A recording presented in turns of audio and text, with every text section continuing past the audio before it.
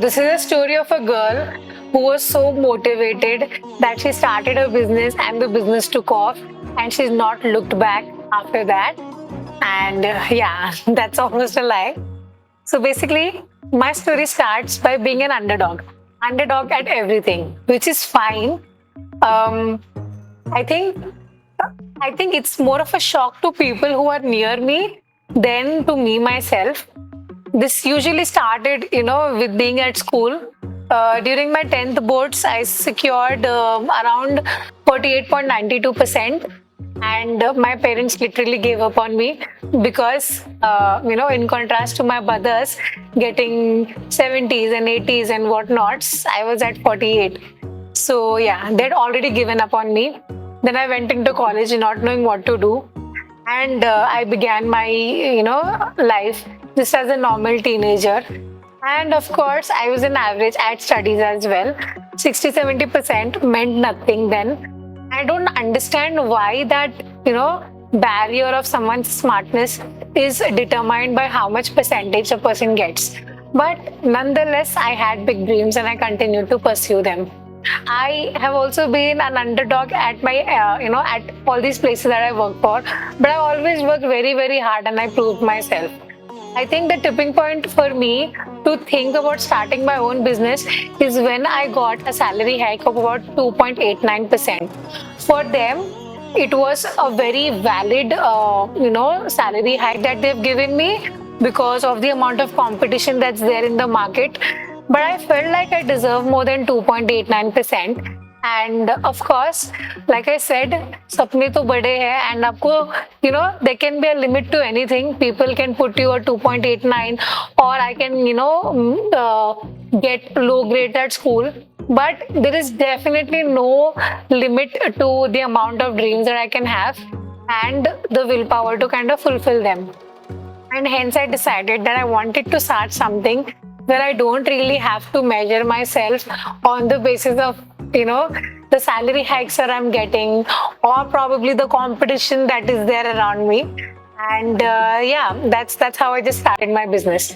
Again, see, when you are coming from a family of blue-collar workers or people who've only worked their entire life, accepting the idea of starting a business very, very difficult. But my parents, nonetheless, just had been positive and I think they just assumed that probably she will do well, not do well, but let's just be positive because everyone around us was just saying businesses are meant to shut down.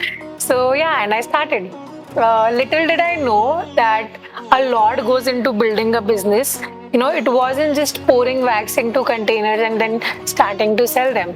So I thought, how about I make customers of these friends and family members who I think of as, really people who care about me. So I've made it this dozens of candles and I've distributed it to my friends, relatives. One envious friend has gone on to throw the candle from 7th floor to ground floor, saying that my candle was so bad quality that she did not even want to burn it.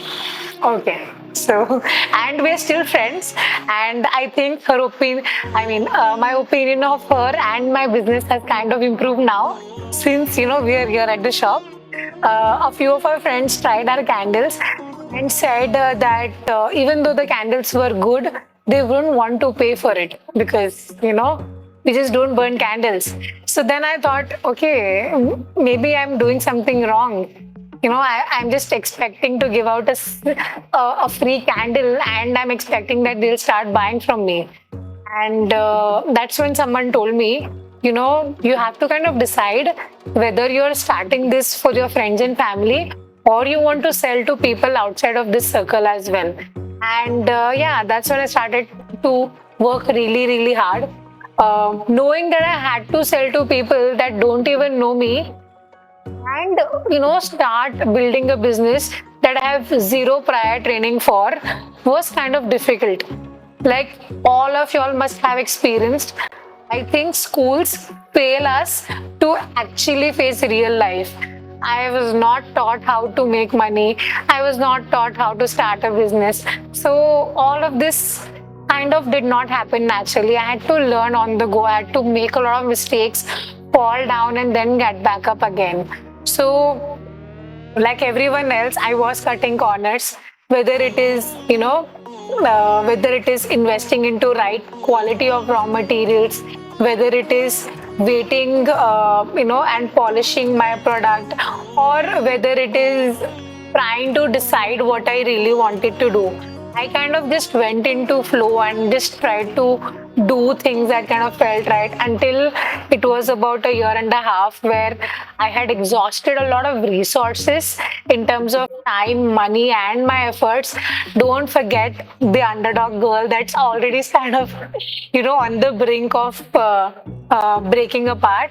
But yeah, I think it was just one decision that if I really want to play the long term game, I need to mend my ways. I can't be low quality anymore. I have to be high quality, and yeah, I think that's when that's one moment that changed everything.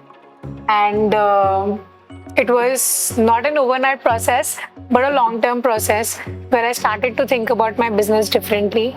I started to think about our customers differently, the experience that they want differently, and also the quality. I think quality is one thing.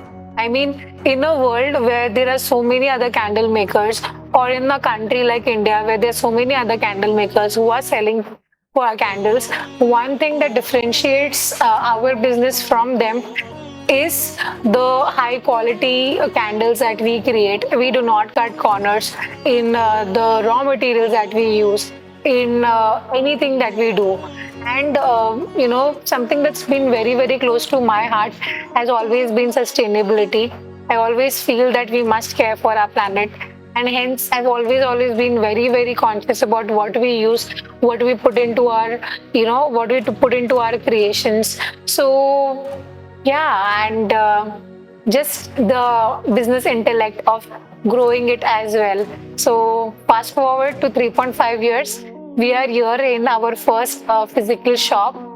This has been a big, big dream of mine, and it has been in the works for quite a while. But I'm just so grateful, touchwood, to be here. And I also wanted to kind of share some things with you all. Our business is not just limited to candles. Now we're expanding into a lot more. Y'all, for all those who have been following me, you'll know how passionate I am about our country, and also about making a social impact as well. We by far have been able to sponsor education for 50 young girls. So that's a great thing. We're still to complete our year-end sponsorships. But in addition to that, I've taken up something that's really, really close to my heart. And yeah, that's what I'm going to talk about. We are, launching a wide range of homewares, and these are just not, any homewares. These are made by people who have physical disabilities, visual impairments, and these people basically don't get jobs. They don't have too many opportunities, and they can't really showcase their talent anywhere. So I have taken it upon myself to be able to give them wings and to be able to share their products and their beautiful creations to a wider audience. So every handmade homeware that you see is really, really special, not just because it is handmade, but it is made by someone who really needs your help and who really every purchase that kind of goes into this would really help people who don't have a lot of support and a lot of social backing to make a livelihood for themselves. So I think that's really, really special and really close to my heart, because if you kind of do something well for someone else, I think that achievement or that feeling of achievement is really, really different. And yeah, I just wanted to kind of share this with the world. So our first ever retail shop is situated in 18 Latitude Mall. This is on the first floor, shop number 204. We are in Punavale area of Pune. So please do visit our shop and connect and experience our high quality handmade candles and homewares in person. I can't wait to welcome you all.